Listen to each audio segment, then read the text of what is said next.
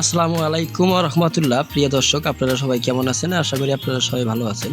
আর্থিক খাত মারাত্মক ঝুঁকির মধ্যে আছে বলেছে গভর্নর। আর্থিক খাতকে স্থিতিশীলতা নিশ্চিত করার উপর জোর দিয়ে তিনি বলেছেন মূল্যস্ফীতি নিয়ন্ত্রণ আনতে হবে। দেশের আর্থিক খাত মারাত্মক ঝুঁকির মধ্যে রয়েছে বলে মন্তব্য করেছেন বাংলাদেশ ব্যাংকের গভর্নর আহসান এইচ মনসুর। তিনি আরও বলেন, আর্থিক খাতকে উন্নত রাখতে নানা উদ্যোগ নিচ্ছে। প্রথমত, মূল্যস্ফীতি নিয়ন্ত্রণ আনতে হবে। দাম স্থিতিশীল না হলে কিছুই সম্ভব নয়। দ্বিতীয়ত, আর্থিক খাতের স্থিতিশীলতা নিশ্চিত করতে হবে, যা বর্তমানে মারাত্মকভাবে ঝুঁকির মধ্যে আছে।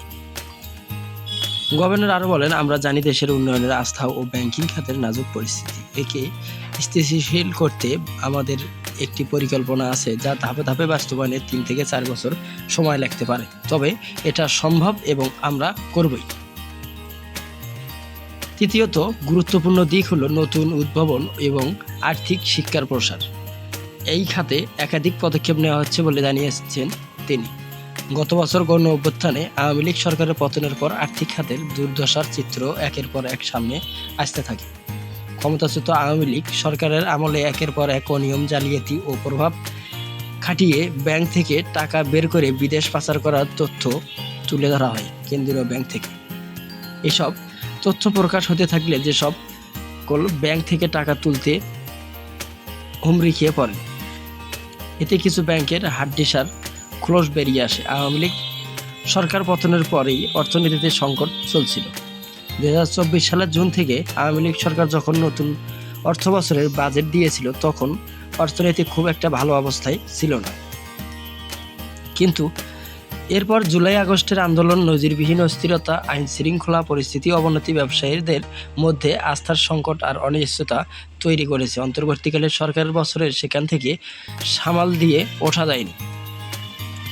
বর্তমানে রাজস্ব আদায় পর্যাপ্তভাবে হচ্ছে না তুলে ধরে আহসান এইচ মনসুর বলেন, এ খাতের বাংলাদেশের অন্যান্য দেশের থেকে পিছিয়ে রয়েছে।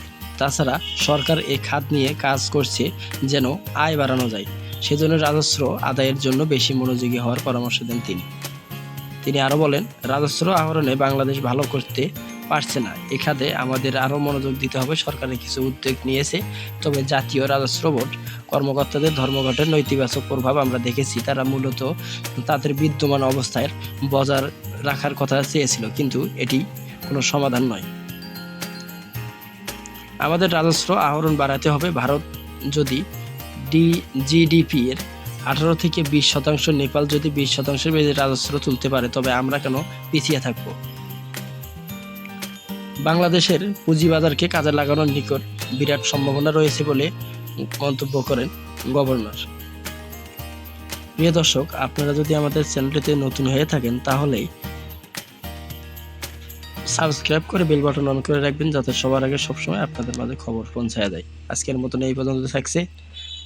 পরবর্তী সব নিউজ পেতে আমাদের সঙ্গেই থাকুন।